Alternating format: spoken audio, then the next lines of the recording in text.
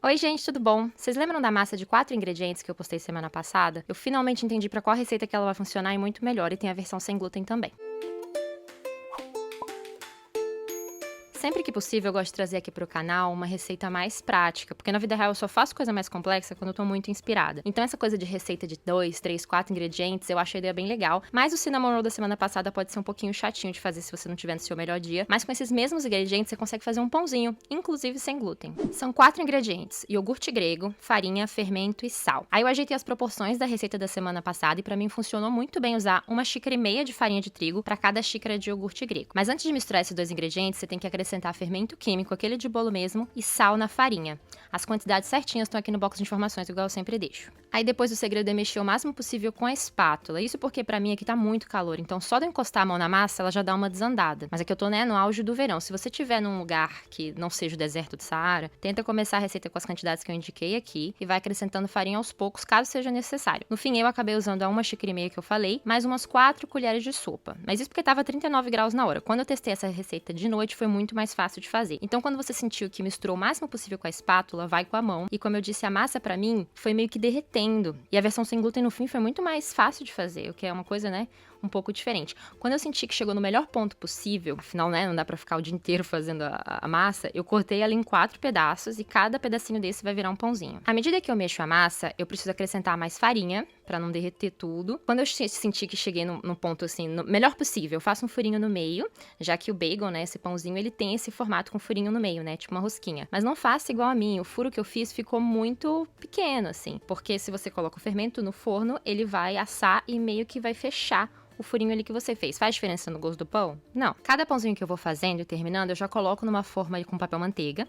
Enquanto isso, meu forno tá pré-aquecendo a 180 graus. O ideal aqui seria pincelar com ovo batido, mas no final da semana eu não tenho mais ovo em casa, então foi com leite mesmo, mas com o ovo fica muito mais douradinho. Por cima do bacon, normalmente vai algum temperinho. Aí eu resolvi misturar gergelim, cebola em pó, alho em pó e um pouquinho de orégano.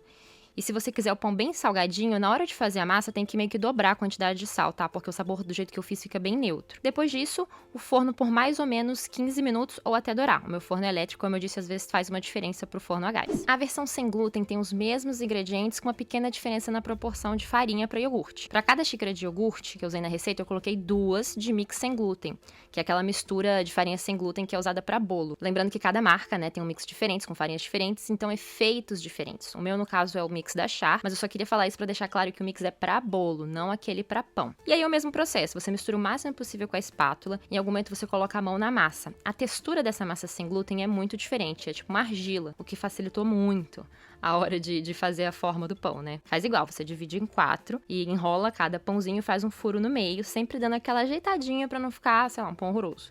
E aqui eu fiz o furinho maior e deu super certo. E segue do mesmo jeito, pincela com leite e depois os mesmos temperinhos por cima. Eu não senti muita diferença no tempo, né, que ficou no forno pra assar, então também em torno de 15 minutos. Resultado, com glúten ficou assim. Não ficou tão lindo, mas ele não fica maçudo, tá? Fica numa textura bem macia, assim, de pão mesmo, bem parecido. E a ideia é cortar esse bagel na metade e rechear com alguma coisa. O sem glúten ficou assim, também não ficou maçudo, que sempre me deixa muito aliviada na hora que eu faço alguma coisa sem glúten, porque é um efeito, assim, relativamente difícil se você não misturar 1000 ingredientes diferentes. E ficou mais bonito que a versão com farinha de trigo.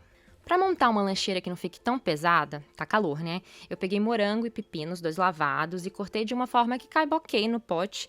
E como eu tinha que fazer compras, o que foi de recheio pra cada bagel foi cream cheese, tá ótimo. Um requeijão também cairia super bem. E aí, se você fizer esse pão e for comer no dia seguinte, não se esquece de esquentar antes, porque é assim que ele fica bom, bem quentinho. A lancheira ficou assim, como as aulas ainda não começaram, as crianças vão comer a lancheira por aqui mesmo.